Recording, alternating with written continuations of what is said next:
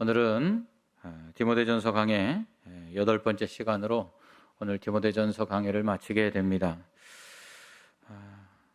미국의 16대 대통령 링컨이 존경받는 이유는 다름 아니라 그가 흑인 노예들을 해방시켰기 때문입니다. 1865년 1월 미국 의회는 노예 제도를 전면 금지하는 수정헌법 13조를 통과시킴으로써 적어도 법률상으로는 미국에서 노예 제도가 공식적으로 폐지됩니다. 그러나 1960년대 마틴 루터 킹 목사와 말콤 엑스와 같은 흑인 인권 운동가들이 외쳤던 것처럼 흑인들의 인권은 노예 제도가 폐지된 지 100년이 지나도록 나아지지 않았습니다. 지금도 미국 교회들 중에는 백인 전용 교회가 있고 흑인 전용 교회가 있습니다.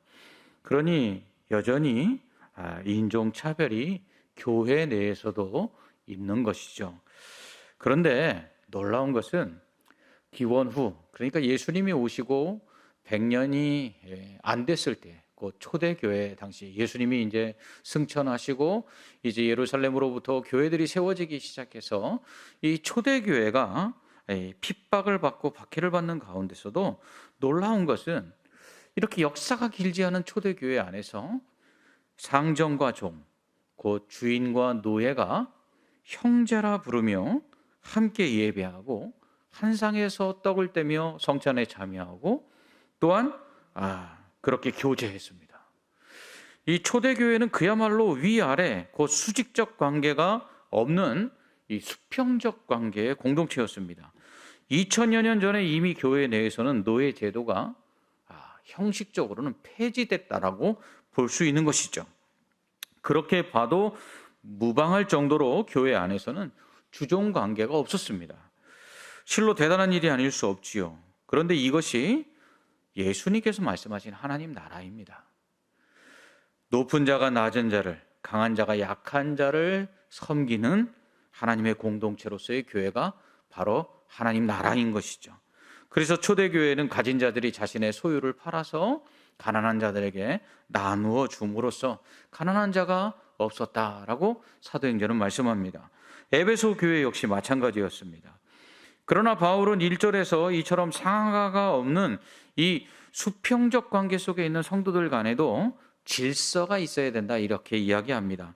1절은 물은 멍에 아래에 있는 종들은 멍에 아래에 있다. 그러니까 짐을 지고 가는 사람이죠. 그러니까 종들이 짐을 나르는 것처럼 힘든 일을 하는데 그러한 종들은 자기 상전들을 범사에 마땅히 공경할 자로 알지니 이는 하나님의 이름과 교훈으로 비방을 받지 않게 하려 함이라 라고 말합니다. 2절은 믿는 상전이 있는 자들은 그 상전을 형제라고 가볍게 여기지 말고, 그러니까 믿는 상전도 종들이 믿음 안에서 한 교회 안에서는 형제라 불렀어요. 이게 놀라운 일이죠. 어떻게 노예가 주인을 형제라 부를 수 있습니까? 이게 초대교회가 가지고 있는 이 놀라운 사랑의 모습인 것이죠. 그런데 그 상전을 형제라고 가볍게 여기지 말고 더 잘 섬기게 하라. 이는 유익을 받는 자들이 믿는 자요 사랑을 받는 자임이라. 너는 이것들을 가르치고 권하라. 이렇게 말씀합니다. 비록 교회에서는 상전과 종이 형제라 부르며 함께 한 상에서 먹고 마실지라도 교회 밖에서는 주인은 주인이고 또 종은 종이라는 것이에요. 그래서 종이 교회 안에서 그 상전을 형제라고 부르는 것처럼 집에 돌아가서도 그냥 형제인데 뭐 서로 권위적으로 일을 시키고 그리고 순종하고 그럴 필요가 있느냐? 이렇게 하지 말라는 거예요. 이렇게 되면 결국은 하나님의 이름과 교훈이 비방을 받게 된다라는 것이죠. 이 학자들 중에는요, 당시 로마 제국 내의 노예들의 숫자가 전체 인구의 3분의 1에 해당할 만큼 많았다고 말합니다. 그렇다면 교회 안에는 더 많은 종들이 있었겠죠. 왜요?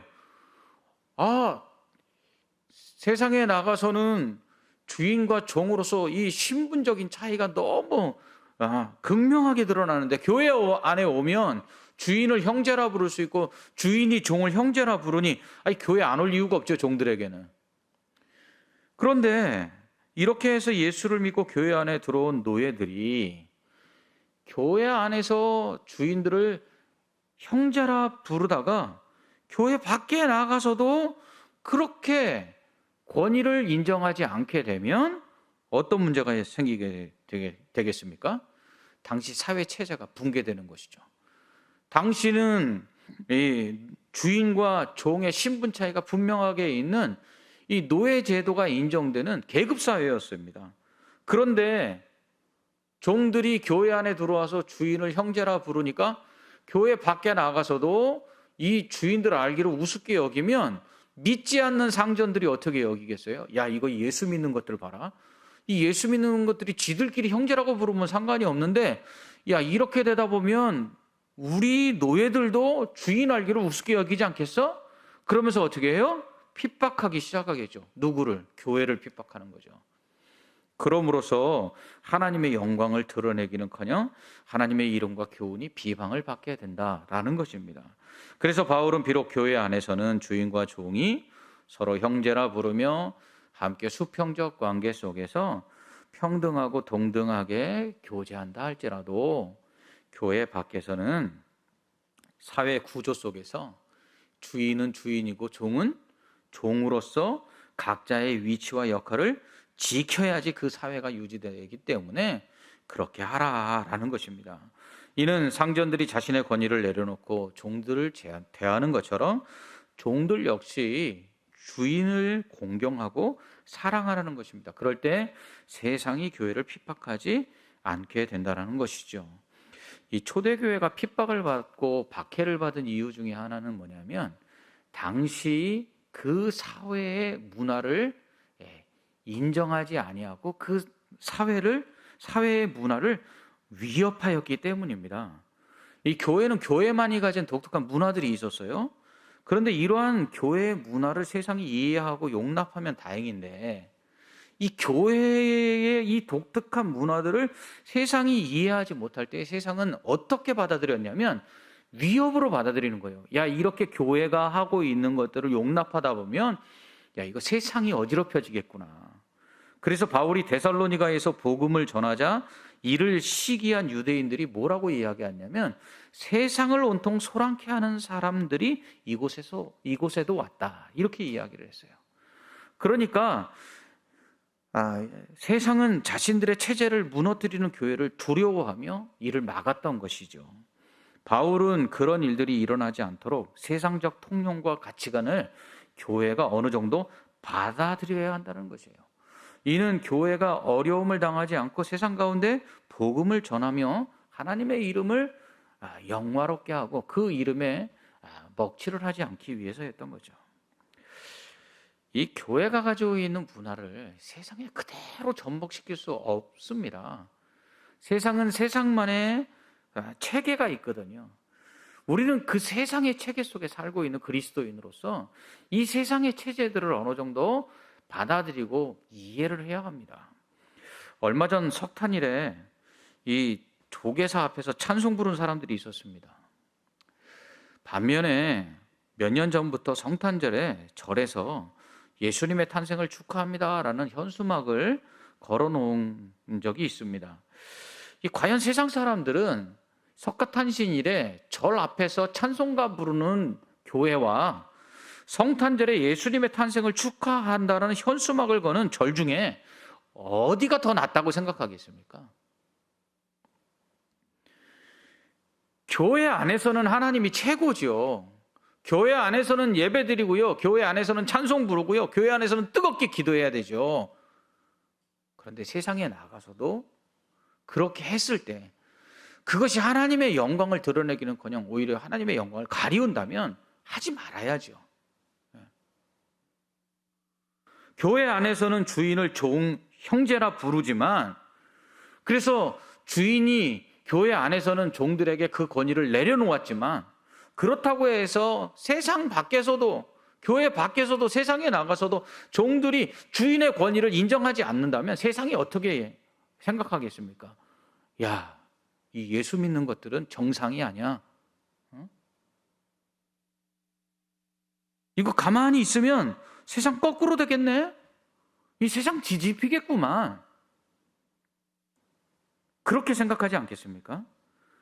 물론 주인과 종이 하나가 되는 세상, 그게 진정한 하나님의 나라이죠. 그 진정한 하나님의 나라가 어느 때 오죠? 예수님께서 이 땅에 다시 재림하시는 날에 임하는 거예요. 그 전까지 이 세상은 여전히 악하고요, 이 세상은 여전히 세상의 방식대로 돌아가는 거거든요. 그 속에서 우리가 예수 믿는 사람들이 하나님의 말씀만을 가지고 우리가 살아야 되지만, 그렇다고 해서 세상이 인정할 수 없는 것까지도 하나님 뜻이라고 하면서 강요하고 주장할 수는 없다라는 것입니다. 만약 노예제도가 엄연히 존재하는 이 초대교회 당시 이 사회 속에서 교회 안에서 주인과 종이 형제라고 부른다고 해서 교회 밖에 나가서도, 세상에 나가서도 주인을 무시하고 종들이 섬기지 않는다면 어떤 일이 일어나겠습니까? 그러므로 세상이 이해하지 못하는 교회의 문화를 세상을 향해서 강요해서는 안 됩니다. 제가 늘 말씀드리듯이요, 상식적으로 생각해야 돼요. 상식적으로 생각하고 상식적으로 행동하는 것이 우선입니다. 그러니까 이걸 꼭 기억하세요. 상식 위에 말씀이 있어야 됩니다. 상식이 없는데 하나님의 말씀이 있다? 결국은 그렇게 되면 어떻게 되죠? 절 앞에 가서 찬송 부르는 거예요. 석가탄신일에. 그럼 한번 생각해 보십시오. 성탄절에 절에서 스님들하고 불교 신도들이 와갖고 교회 앞에서 목탁 두드리고 불경에 온다고 생각해 보십시오. 여러분, 입장을 바꿔놓고 생각하면 받아들일 수가 없는 거예요. 그것처럼 우리가 예수 그리스도를 믿고 이 땅에 살아간다고 해서 세상의 방식을 우리가 용납하지 않고 받아들이지 않으면 살 수가 없어요. 그래서 바울이 뭐라고 이야기하죠? 불신자들하고 교제를 안 하면 결국 우리가 세상을 떠나는 수밖에 없지 않겠느냐? 불신자들과도 교제를 해야지 우리가 복음을 전하지 않겠느냐? 그래서 우리가 이 세상에 살면서 그리스도인으로서 빛과 소금의 역할을 해야 되는데, 그 빛과 소금의 역할을 하는 데 있어서 먼저는 상식이라는 거예요. 그 상식 위에 하나님의 말씀이 있어야 되는 것이에요. 그래서 그 상식을 우리가 상식적으로 통용되는 안에서 하나님의 말씀을 가지고 살아가야 되는 거예요. 그렇다고 해서 타협하라는 얘기가 아니에요. 정말 믿음을 지켜야 되는 상황이 되면 사자굴 앞에서도, 뜨거운 풀무불 앞에서도 믿음을 지켜야 돼요. 그러나 그런 일이 아닐 때에는 세상 사람들이 이해할 수 없는, 정말 교회 안에서만 통용될 수 있는 것을 세상에 가지고 나가서 행동해서는 절대로 안 되는 것입니다. 한 번은 중국에서 단기 선교를 간 팀들이 천안문 광장 앞에서 찬송 부르고 워십했죠. 그 이후로 선교사들이 추방되고 교회가 폐쇄됐습니다. 여러분, 교회 안에서 할 수 있는 것과 교회 밖에서 할 수 없는 것들을 구분할 줄 알아야죠. 오늘 바울은 하나님의 은혜가 교회 안에 임해서 주인과 종들이 형제라 부르며 서로 사랑하는 것들이 오히려 세상 밖에 나아가서 그것들로 인하여 하나님의 교회가 세상으로부터 핍박받지 않도록 지혜롭게 행동할 것을 이야기합니다. 그러므로 절 앞에서 찬송 부르면 안 돼요. 여러분, 우리가 교회 안에서 된다고 해서 교회 밖에서도 된다고 생각하지 마시고요. 교회 안에서만 되는 것은 교회 안에서 하고, 교회 밖에서 해서는 안 될 일들은 지혜롭게 구별함으로써 오히려 예수 믿는 사람들은 정말 지혜로운 사람들이구나, 예수 믿는 사람들하고는 뭔가 말이 통하는구나 라는 그러한 칭찬을 받아야 합니다. 또한 이렇게 주인과 종에 대한 이야기를 한 바울은 오늘 말씀 속에서 부한 자들에 대해서 돈을 사랑하지 말고 또 믿음의 선한 싸움 곧 영생을 얻기 위해 경건에 힘쓰라 이렇게 말합니다. 즉 돈 버는 것에 대해서, 돈에 대해서 경계하라 이렇게 말하죠. 그렇지 않으면 영생을 얻지 못할 수 있기 때문입니다. 구절을 보면 구하려 하는 자들은 시험과 올무와 여러 가지 어리석고 해로운 욕심에 떨어지나니 곧 사람으로 파멸과 멸망에 빠지게 하는 것이라고 말씀합니다. 이 부하려고 하는 자들, 더 많이 가지려고 하는 자들, 결국은 뭐죠? 시험과 올무와 여러 가지 어리석고 해로운 욕심에 떨어진다, 이렇게 말해요. 왜냐하면 돈을 사랑함이 일만하게 뿌리가 되어서 탐심에 빠져 미혹을 받아 믿음에서 떠나 많은 근심으로 자기를 찌르기 때문이라고 10절에서 말씀하죠. 즉 부하려고 할수록 돈을 사랑하여서 더 많은 것을 소유하려는 욕심이 생기고요. 그러다 보면 탐심에 빠져서 결국은 악을 행해서라도 더 많은 것을 소유하려고 하게 된다는 것이에요. 결국 욕심이 잉태한 즉 죄를 낳게 되는 것이죠. 이러한 돈을 사랑하는 탐심에 빠지지 않기 위해서는 어떻게 해야 되느냐? 6절 말씀처럼 자족하는 마음이 있어야 된다는 거예요. 바울은 빌립보서 4장 11절에서 어떠한 형편에든지 나는 자족하기를 배웠노니 라고 말합니다.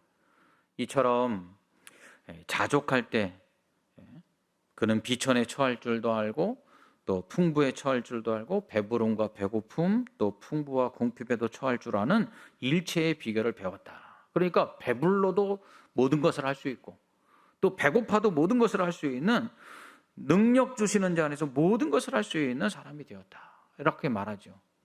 곧 만족할 때 그렇다는 것이에요. 그러나 만족할 줄 모르고 자족할 줄 모르면 계속해서 더 가지려고 하죠. 그러면 감사가 없어지게 되고 있는 것보다는 없는 것을 더 보게 됩니다. 이 출애굽한 이스라엘 백성들이 그랬죠. 그들이 감사가 없을 때, 만나를 먹었는데 감사가 없어요. 그러니까 그들이 지금 먹고 있는 만나를 보는 게 아니라 없는 것을 생각해냅니다. 무엇이죠? 애굽에서 먹었던 고기. 그래서 어떻게 돼요? 원망하고 불평하는 것이에요. 결국은 감사가 없으면 만족할 수가 없고요. 만족하지 못하면은 불평과 원망을 하게 되고요. 그러다 보면 결국은 그 안에 우리가 믿음을 잃어버리게 된다는 것이죠. 그래서 7절과 8절은 이렇게 말씀합니다. 우리가 세상에 가지고 온 것이 아무것도 없다는 거예요. 공수래 공수가. 그러면 지금 있는 건 다 뭐예요? 빈손으로 왔는데 지금 가지고 있는 거. 그거는 우리가 열심히 노력해서 받은 건 아니에요. 하나님의 은혜라는 거예요. 그러니까 이 원리를 기억하라는 거예요.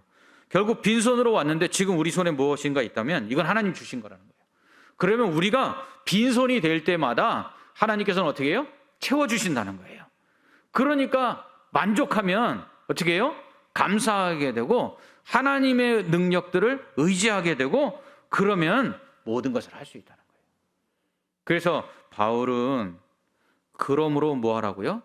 하나님을 바라보라고 말해요. 그래서 부하려고 하는 자들이 욕심에 빠져 이 악을 행하고 죄를 행하는데 그렇게 하지 않으려면 어떻게 해야 되느냐?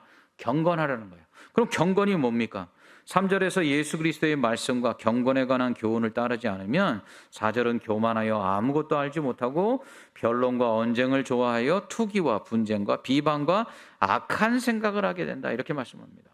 하지만 경건은 큰 유익이 된다고 6절에 말씀하죠. 11절은 오직 너 하나님의 사람아 이것들을 피하고 즉 부하려고 함으로 돈을 사랑함으로 빠지기 쉬운 탐심을 피하고 의와 경건과 믿음과 사랑과 인내와 온유를 따르라, 이렇게 말씀합니다. 그렇다면 경건이 뭘까요? 우리 자주 얘기하잖아요. 우리 경건합시다. 경건 생활 이렇게 얘기하잖아요. 그럼 경건이 뭡니까? 11절은 경건은 주님이 나타나시는 날, 그 주 앞에 서는 날에 흠 없고 책망받을 것이 없는 사람이 되는 것. 그래서 주님으로부터 오히려 칭찬받고 상받기 위해서 행하는 것, 그것이 경건이라는 거예요. 즉 우리가 말씀에 순종하는 이유가 경건 생활하면 우리가 말씀에 순종하고 기도하고 예배하고 전도하고 사명 감당하고 헌신 봉사한다, 이렇게 얘기하잖아요. 왜? 그걸 왜 하느냐? 마지막 주님 오시는 날에 그 앞에 설 때에 책망받지 않고 칭찬받으려고, 상 받으려고. 그게 경건의 목적인 거예요. 여러분 오늘 성경 왜 읽었어요? 주님 앞에 상 받으려고. 주님 오시는 날에. 오늘 그 말씀대로 왜 행했어요? 주님 앞에 설 때 부끄럽지 않으려고. 오늘 왜 주님 앞에서 받은 바 사명을 감당했어요? 주님 앞에서 칭찬받으려고. 그게 경건이라는 거예요. 즉 경건은 우리의 가치를 돈에 두는 것이 아니라 주님이 주실 영생과 상급에 두는 것이에요. 그게 경건이에요. 그래서 경건한 사람은 가난해도 말씀 앞에, 또 기도, 또 예배, 헌신, 봉사하는 거예요. 왜? 진짜 가치 있는 거는 내가 지금 당장 가난해서 먹을 것이 없는데 이 먹을 것 얻기 위해서 사는 것이 아니라 주님 오시는 날에 칭찬받으려고, 상 받으려고 하는데 가치를 두기 때문에 가난하고 병들고 배고프고 어려워도 하나님 앞에서 말씀과 기도와 헌신하며 순종하며 나아가는 거예요.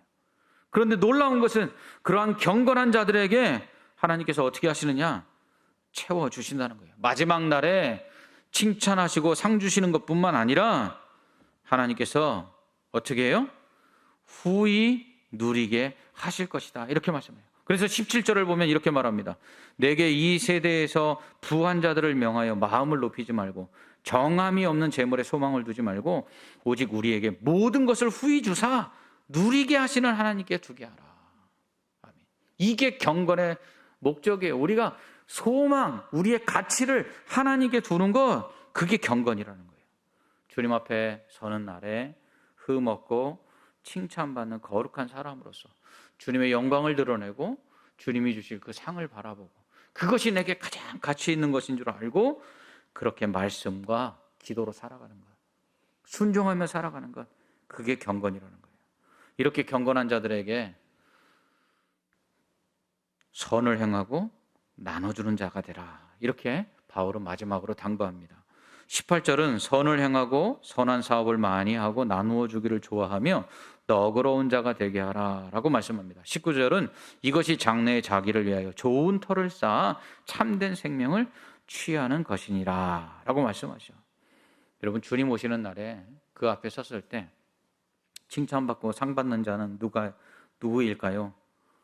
그 사람은요, 나눠주는 사람이에요. 그런 사람들은요, 장래 자기를 위하여 좋은 터를 쌓아놓는 사람, 결국 하늘에 재물을 쌓아놓는 사람이에요. 예수님께서 누가복음 6장 38절에서 이렇게 말씀하시죠. 주라, 그리하면 너희에게 줄 것이니 곧 후히 되어 누르고 흔들어 넘치도록 하여 너희에게 안겨주리라.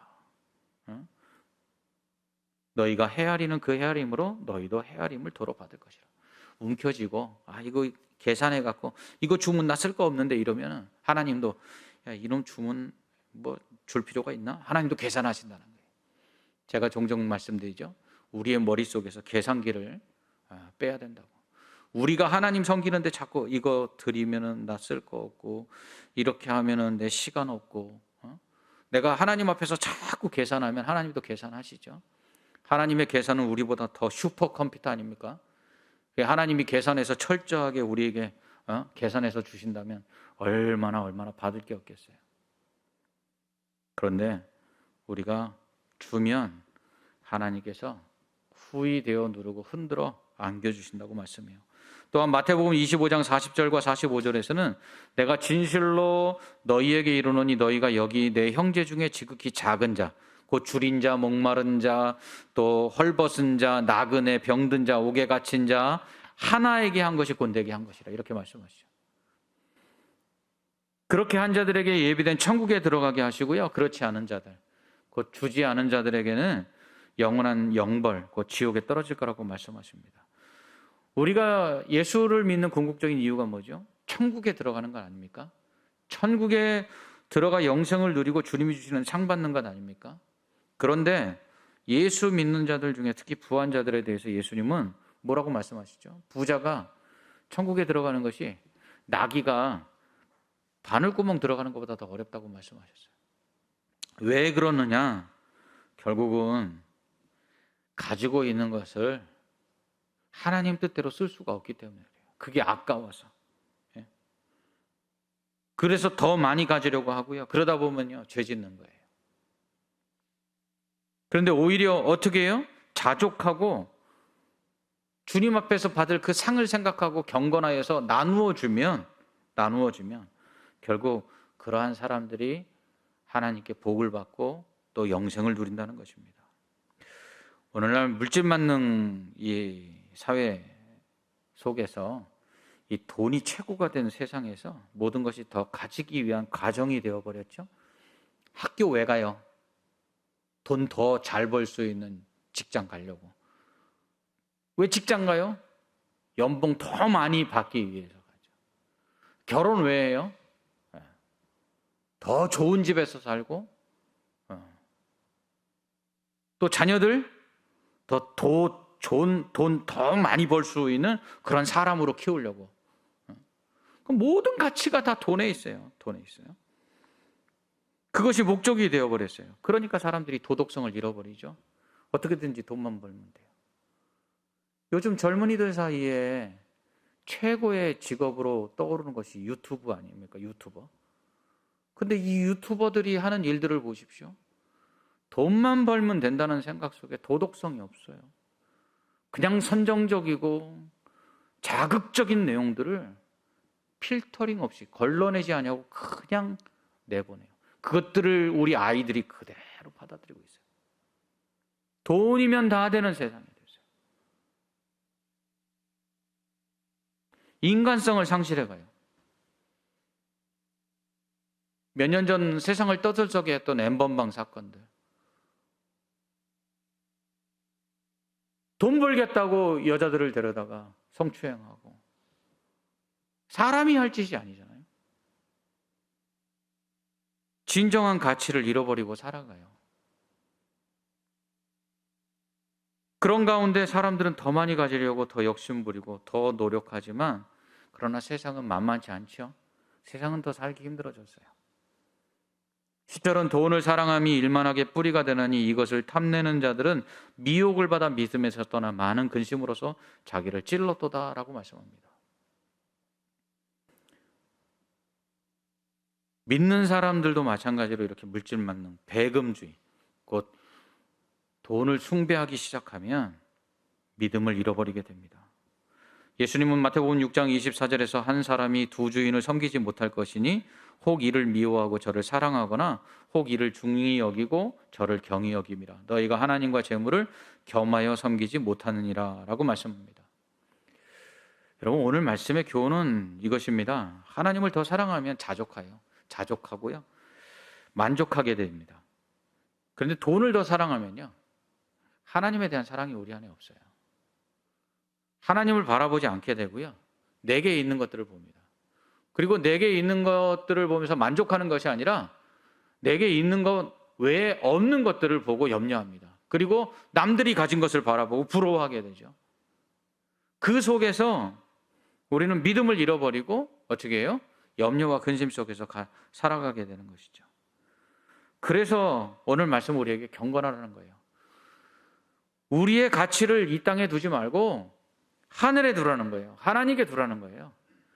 그 하나님께서 빈손으로 왔다가 빈손으로 가는 우리에게 지금 이렇게 먹을 것 주시고 입을 것 주셨으니까 그 하나님께서 주실 것이라는 거예요.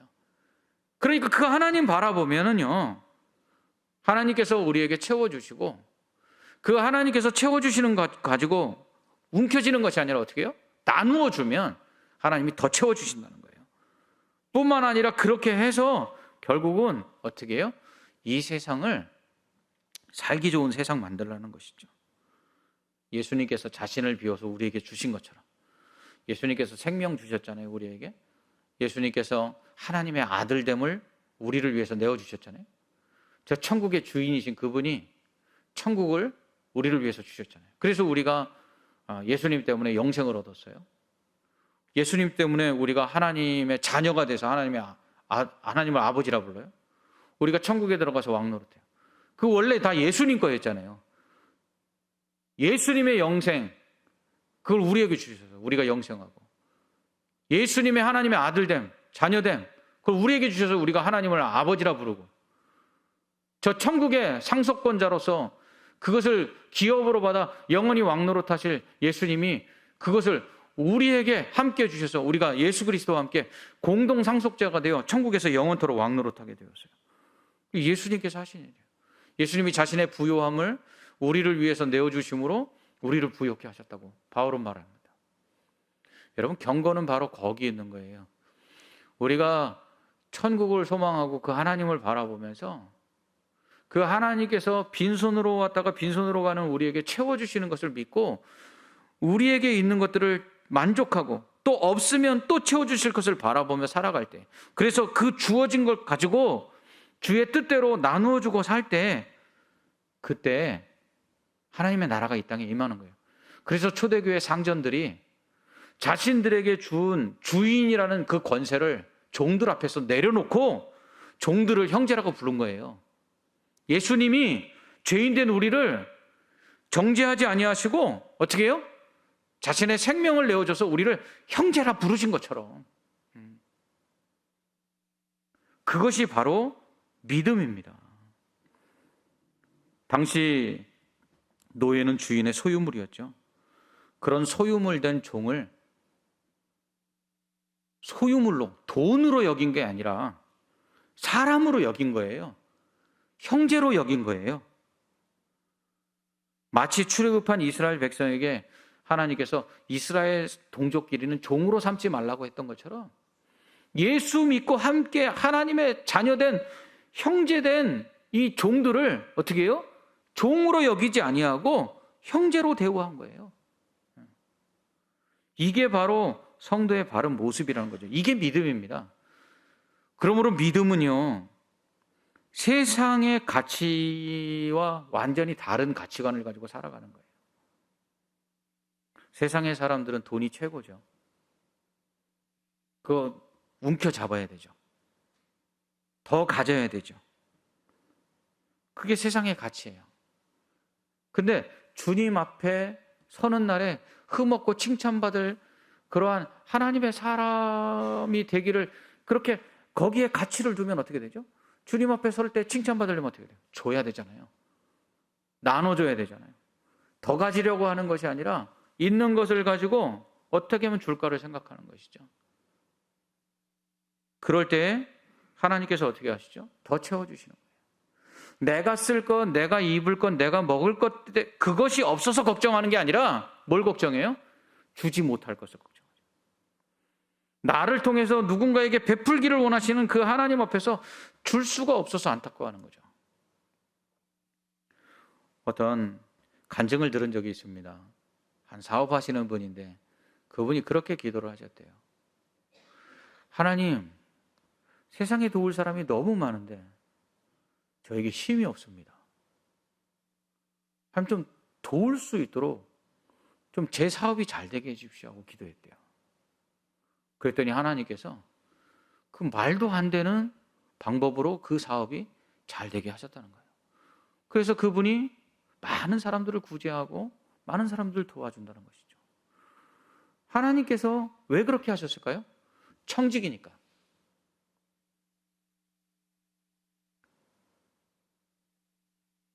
주인이 종에게 맡기는 이유는 뭐죠? 종 잘 먹고 잘 살라고 맡기는 주인은 없어요. 주인이 기뻐하는 그 기쁨을 위해서 그 맡긴 것을 쓰도록 하기 위해서 주는 거거든요. 그러면 우리가 지금 가지고 있는 재물들, 우리의 건강도, 우리의 모든 것들은 다 뭐예요? 하나님이 기뻐하시는 일들을 위해서 사용하라고 맡기신 것들이에요. 그래서 우리가 달란트 비유를 이야기하지 않습니까? 5달란트 비유, 2달란트 비유, 1달란트, 다 뭐예요? 주인을 기쁘게 하기 위해서 하는 일들 아닙니까? 악한 종은 어떤 종이에요? 주인이 더디 올 거라고 생각하고 준 것 가지고 흥청망청 자기 마음대로 쓰다가 주인 올 때 쫓겨나잖아요. 여러분, 오늘 바울은 종들을 형제라고 부르는 주인들과, 그들은 대부분 부자들이었죠. 그 부자들이 종들을 형제라고만 부르지 말고 뭐 하라고요? 너희의 가진 것들을 이제는 가난한 자들을 위해서 나누어 주라고 말합니다. 종들을 오히려 베풀어서 자유케 하라고 말합니다. 그래서 초대교회 당시에 주인들이, 많은 주인들이 했던 일이 뭐냐면 자기의 재산들을 노예들에게 주어서 노예들에게 그 몸값을 지불하고 자유할 수 있도록 그렇게 이미 초대교회 당시에 노예 해방을 시켰습니다. 왜요? 예수 그리스도께서 죄의 종되었던 우리들을 자유케 하셨지. 뜻이. 그게 바로 믿음입니다. 여러분, 이처럼 예수 그리스도를 닮는다라는 것은요, 말로만 예수님 닮기를 원합니다 하는 게 아니에요. 그것을 위해서는 우리의 소유를 포기해야 되고요. 때로는 우리가 희생해야 되고요. 때로는 세상 사람들이 생각하는 것과 다른 가치관을 가지고 살아가야 됩니다. 이게 믿음이에요. 그래서 예수 믿는 게 쉽지 않은 거예요.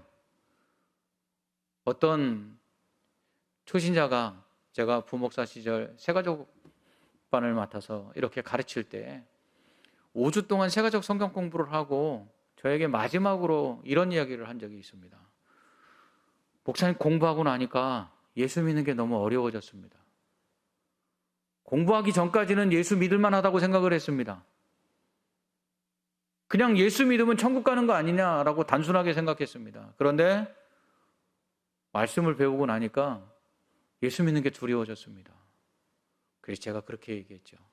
그 마음 잃지 마십시오. 그게 진짜 믿음입니다. 그래서 성경이 말씀합니다. 두렵고 떨림으로 너희 구원을 이루라. 여러분, 우리가 예수 믿는 사람이요, 제대로 예수 믿으면요, 뭐 코로나19 막 이런 일들이 일어나도요, 세상 사람들이 교회에 대해서 이렇게 얘기하지 않아요. 저는 교회가 무시당하는 것은 정부가 잘못하고 정치인들이 잘못한다고 생각하지 않습니다. 우리가 하나님을 어떻게 섬겼는가를 다시 한번 돌아보라는 하나님의 사인이라고 생각을 해요. 여러분, 우리가 예수 정말 잘 믿어야 됩니다. 예수 잘 믿어서 정말 교회가 천국이 돼야 되고요. 세상이 정말 예수 믿는 사람들 때문에 달라져야 됩니다. 초대교회는 그런 역사를 이루었습니다. 그러니까 하루에 3,000명씩 5,000명씩 예수 믿는 사람들이 나타나는 거예요. 영향력을 끼치니까. 그냥 단순히 예수 믿으라고 해서 되는 게 아니에요. 절 앞에서 찬송 부른다고 예수 믿는 역사가 나타나는 게 아니에요. 정말 예수 믿는 사람다운 삶을 살아야 됩니다. 그 삶은 쉽지 않습니다. 그러나 우리가 그렇게 살 때 주께서 우리에게 채워주십니다. 우리가 그렇게 살려고 할 때 주께서 도와주십니다. 우리가 그렇게 살려고 할 때 주께서 은혜를 베풀어 주십니다. 우리가 그렇게 살려고 할 때 주께서 우리를 통해서 역사하십니다. 오늘 우리가 부합니까? 나눕시다. 건강합니까? 섬깁시다. 강합니까? 약한 자를 돌아봅시다. 우리에게 많은 시간들이 있습니까? 바쁜 사람들을 도와줍시다. 그것이 믿음입니다. 그럴 때 우리를 통해서 하나님의 이름이 영광을 얻으시고 또 그로 말미암아 많은 사람들이 주께 영광을 돌리며 돌아오게 될 줄 믿습니다. 기도하겠습니다.